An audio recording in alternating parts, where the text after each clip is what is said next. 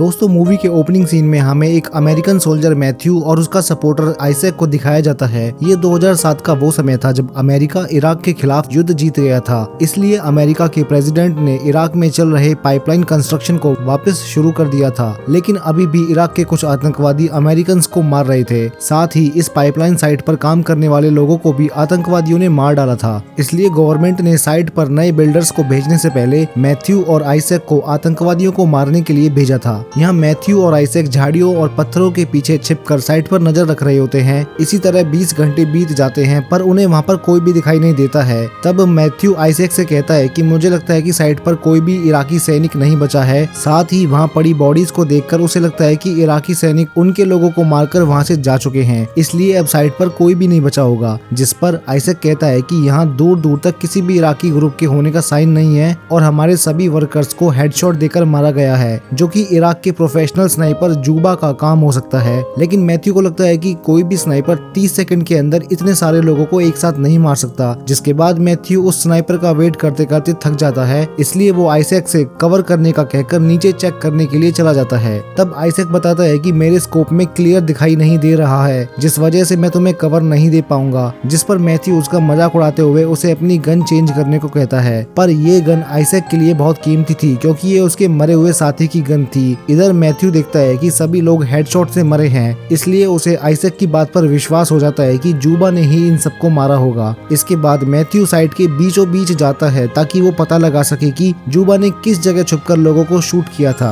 लेकिन आइजैक उसे पीछे हटने के लिए कहता है क्योंकि उसे शक था कि जूबा अभी भी कहीं छुपा होगा। तभी अचानक से कोई मैथ्यू के ऊपर शूट कर देता है, जिससे वो जमीन पर गिर जाता है। ये देखकर आइजैक गोलियों से बचते हुए अपने पार्टनर को बचाने के लिए जाता है, पर तभी स्नाइपर आइजैक के पैर में भी गोली मार देता है, जिससे वो भी घायल हो जाता है। इसलिए अपनी जान बचाने के लिए वो एक टूटी हुई दीवार के पीछे चला जाता है। यहाँ आइजैक मैथ्यू से कहता है कि अगर तुम हिले तो वो तुम्हें शूट कर देगा, इसलिए चुपचाप मरने का नाटक करते रहो। जिस पर मैथ्यू उसे जल्दी से बैकअप बुलाने को कहता है। यहाँ आइजैक के पैर में गोली लगने की वजह से काफी खून बह रहा था, इसलिए वो उसे रोकने के लिए एक बेल्ट बांधता है। जिसके बाद वो अपने आर्मी बेस में कांटेक्ट करने के लिए अपना रेडियो बैग उठाता है, लेकिन वो देखता है कि उसका रेडियो खराब हो चुका है और उसे चेक करने पर पता चलता है कि स्नाइपर ने रेडियो के एंटीना में गोली मारकर उसे खराब कर दिया है। इसी दौरान मैथ्यू आइजैक से स्नाइपर का पता लगाने को कहता है ताकि वो उस पर निशाना लगा सके। जिस पर आइजैक चेतावनी देते हुए उससे कहता है कि स्नाइपर हर एक मूवमेंट को नोटिस कर रहा है और अगर तुमने कुछ भी करने की कोशिश की तो वो तुम्हें शूट कर देगा। यहाँ आइजैक अपने चाकू से दीवार में होल बनाने की कोशिश करता है ताकि वो अपने स्कोप से स्नाइपर को देख सके,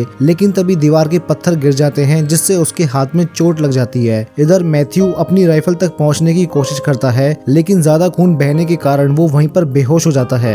दूसरी तरफ आइजैक एक ब्लेड से अपने पैर में लगी गोली को निकालता है, जिससे उसे काफी दर्द होता है, पर वो किसी तरह गोली को निकालकर अपने घाव पर पट्टी बांध लेता है, लेकिन वो दर्द की वजह से बेहोश हो जाता है। कुछ टाइम बाद जब आइजैक जागता है तो उसे अपने ईयरफोन में एक अजीब सी आवाज सुनाई देती है, जिसे चेक करने पर उसे पता चलता है कि ये आवाज उसके बेस के ऑफिसर की है। इसलिए वो तुरंत उन्हें हेल्प के लिए बुलाता है, पर वो ऑफिसर आइजैक से अजीबोगरीब सवाल पूछने लगता है, जिससे आइजैक को शक होता है। तभी वो ऑफिसर कहता है कि हमें तुम्हारी लोकेशन नहीं दिख रही है, इसलिए तुम्हें खड़े होकर हवा में फायर करना होगा ताकि हम हेलीकॉप्टर्स को तुम्हारे पास ला सकें। जिस पर इसाक कहता है कि ये हमारे प्रोटोकॉल्स के खिलाफ है और ऐसा करना हमारे लिए खतरनाक साबित हो सकता है। जिसके बाद आइजैक उस ऑफिसर की बातों को ध्यान से सुनता है और तब उसे पता चलता है कि जिस ऑफिसर से वो बात कर रहा है उसका अमेरिकी एक्सेंट नहीं है, जिससे आइजैक समझ जाता है कि स्नाइपर जूबा ने उसके रेडियो को हैक किया है और उससे ऑफिसर बन के बात कर रहा है। इसलिए अब आइजैक उसकी बातों में नहीं आता है। तभी जूबा उसे सवाल पूछना शुरू करता है और कहता है कि मैं तुम्हें अच्छे से जानना चाहता हूँ। इधर आइजैक फिर से अपने रेडियो को सही करने की कोशिश करता है, लेकिन वो अभी भी काम नहीं कर रहा था। इसी दौरान जूबा बार बार आइजैक से फालतू सवाल पूछता है, जिस पर आइजैक उससे बात करने से इनकार कर देता है। तब जूबा कहता है कि अगर तुमने मुझसे बात नहीं की तो मैं तुम्हारे घायल साथी को गोली मार दूंगा। इसलिए आइजैक उससे बातचीत करने को तैयार हो जाता है। इसी दौरान आइजैक जूबा की लोकेशन का सही पता लगाने के लिए जमीन पर मैप बनाता है। तभी जूबा उसे बताता है कि मैं कोई सोल्जर नहीं हूँ, बल्कि मैं तो एक नॉर्मल इंसान हूँ और अपने देश को बचाना चाहता हूँ। इसके बाद वो आइजैक के परिवार के बारे में पूछने लगता है, जिस पर आइजैक कहता है कि ये पर्सनल सवाल है, इसलिए मैं इसका जवाब नहीं दूंगा। वो जूबा का मजाक उड़ाते हुए कहता है कि तुम उन लोगों को मार रहे हो जो तुम्हारे देश को डेवलप करने के लिए यहाँ स्कूल्स और पाइपलाइंस बना रहे हैं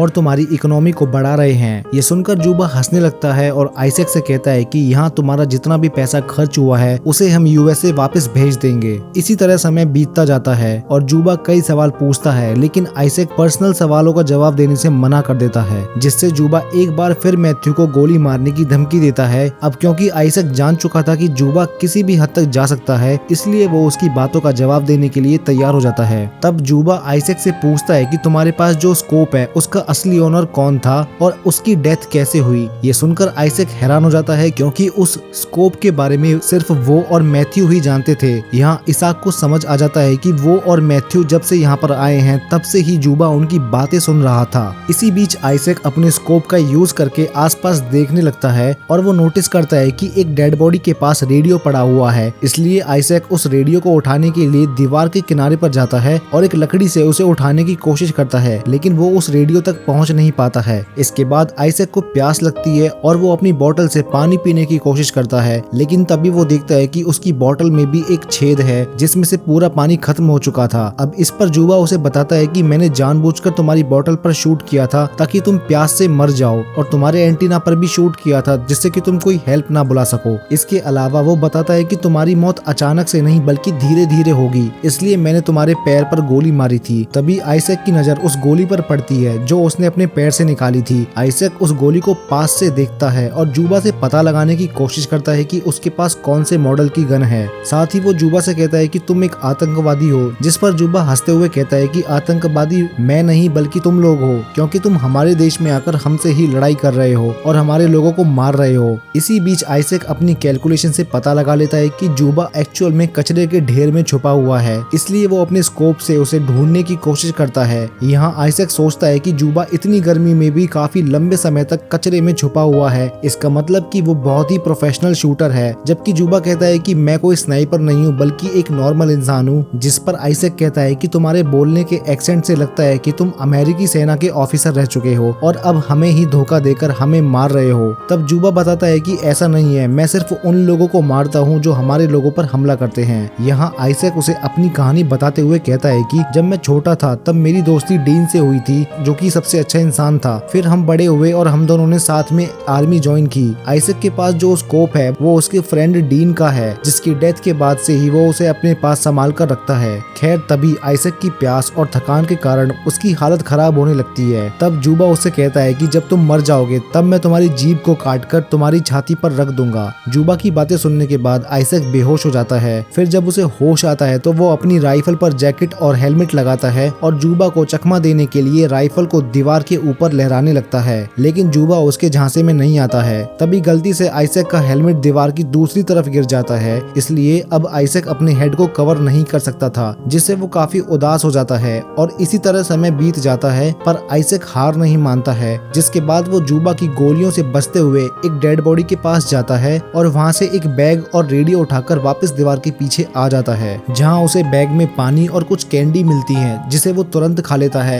लेकिन जब वो रेडियो को चेक करता है तो उसे पता चलता है कि वो रेडियो भी काम नहीं कर रहा था। इसी बीच जूबा दीवार पर गोली मारता है, जिससे आइजैक का स्कोप पूरी तरह से खराब हो जाता है। लेकिन अचानक आइजैक को अपने ईयरफोन में कुछ आवाज सुनाई देती है, जिससे उसे पता चलता है कि वो आवाज मैथ्यू की है और वो अभी भी जिंदा है। जिसके बाद आइजैक मैथ्यू को बताता है कि वो स्नाइपर कचरे के ढेर में छुपा हुआ है। ये सुनकर मैथ्यू उस कचरे के ढेर को देखने के लिए एक कांच के टुकड़े का इस्तेमाल करता है और फिर अपनी राइफल को उठाने के लिए धीरे धीरे आगे बढ़ने लगता है ताकि जूबा उसे देख ना ले। इधर आइजैक जूबा से बात करके उसका ध्यान अपने ऊपर खींचता है। तब आइजैक को पता चलता है कि जूबा एक टीचर था और जब उसके देश में अमेरिकी सेना ने हमला किया तो उसके सभी स्टूडेंट्स मारे गए, इसलिए वो अपना बदला लेने के लिए सभी अमेरिकी लोगों को मार रहा था। साथ ही आइजैक को ये भी पता चलता है कि जिस दीवार के पीछे वो छुपा हुआ है वो जूबा का स्कूल था, जो कि वॉर में पूरी तरह से टूट चुका था। यहाँ जूबा आइजैक से पूछता है कि तुमने अभी तक उस डैमेज स्कोप को अपने पास क्यों रखा है, लेकिन आइजैक उसे जवाब देने से इनकार कर देता है, जिस पर जूबा दोबारा से मैथ्यू को गोली मारने की धमकी देता है। इसलिए उसे बचाने के लिए आइजैक बताता है कि ये स्कोप मेरे फ्रेंड डीन का है, जिसकी मेरी वजह से डेथ हो गई थी और मैं अभी भी उसकी मौत के जिम्मेदार खुद को मानता हूँ। असल में आइजैक को डीन की मौत का बहुत पछतावा था। वो डीन की याद में उस स्कोप को हमेशा अपने पास संभाल कर रखता है। इसी बीच मैथ्यू अपनी राइफल को उठा लेता है और कचरे के ढेर में गोलियां चलाने लगता है। तब आइजैक भी हवा में गोलियां चलाता है ताकि जूबा जूबा का ध्यान मैथ्यू के ऊपर ना जा सके।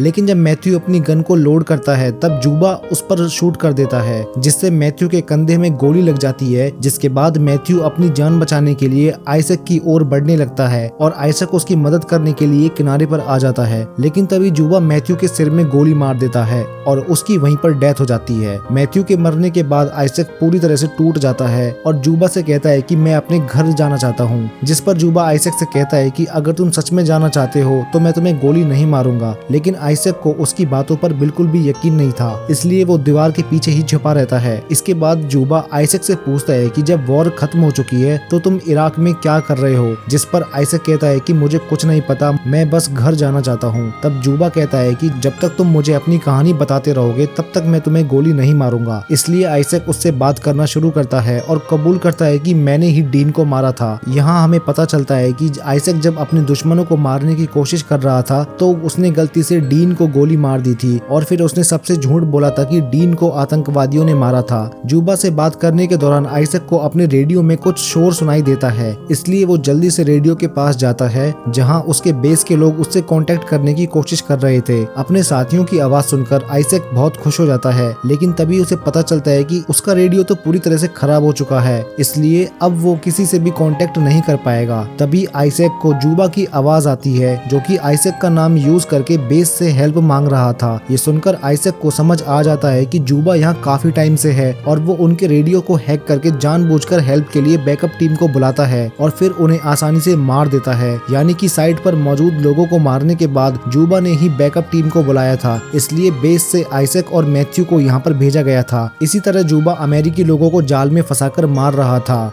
आइजैक थकान के कारण फिर से बेहोश हो जाता है और कुछ टाइम बाद उसके पैर के घाव पर एक कौवा आकर बैठ जाता है और उसे खाने लगता है, जिससे आइजैक को बहुत दर्द होता है और वो जाग जाता है। इसके बाद आइजैक एक छड़ी और रस्सी का यूज करके मैथ्यू की राइफल को उठाता है और उस कचरे के ढेर पर निशाना लगा के गोलियां चलाने लगता है। इसी दौरान उसे हेलीकॉप्टर के आने की आवाज सुनाई देती है जो कि उसकी हेल्प के लिए वहां पर आ रहे थे। लेकिन आइजैक जानता था कि उसके साथी जूबा के जाल में फंस जाएंगे, इसलिए वो अपने साथियों को बचाने के लिए उस दीवार को गिरा देता है, जिससे वहां पर काफी धूल उड़ने लगती है और वो जूबा की नजरों से बच जाता है। इसके बाद आइजैक खड़ा हो जाता है और कचरे के ढेर में गोलियां चलाने लगता है। तभी वो नोटिस करता है कि जूबा उस पर गोलियां नहीं चला रहा है, जिससे उसे लगता है कि उसने जूबा को मार दिया है। इसी दौरान हेलीकॉप्टर्स भी उसके पास आ जाते हैं और जल्दी से उसे स्ट्रेचर पर लिटाकर वहां से ले जाने लगते हैं। तब आइजैक उन्हें जूबा के बारे में बताने की कोशिश करता है कि उन्हें जाने से पहले कचरे के ढेर में जूबा को चेक कर लेना चाहिए, लेकिन हेलीकॉप्टर्स के शोर के कारण उन्हें कुछ भी सुनाई नहीं देता है। तभी अचानक जूबा हेलीकॉप्टर पर गोलियां चलाने लगता है और एक एक करके सभी सैनिकों को मार डालता है, जिससे हेलीकॉप्टर तेजी से जमीन पर गिर जाता है और इस एक्सीडेंट में आइजैक की भी डेथ हो जाती है।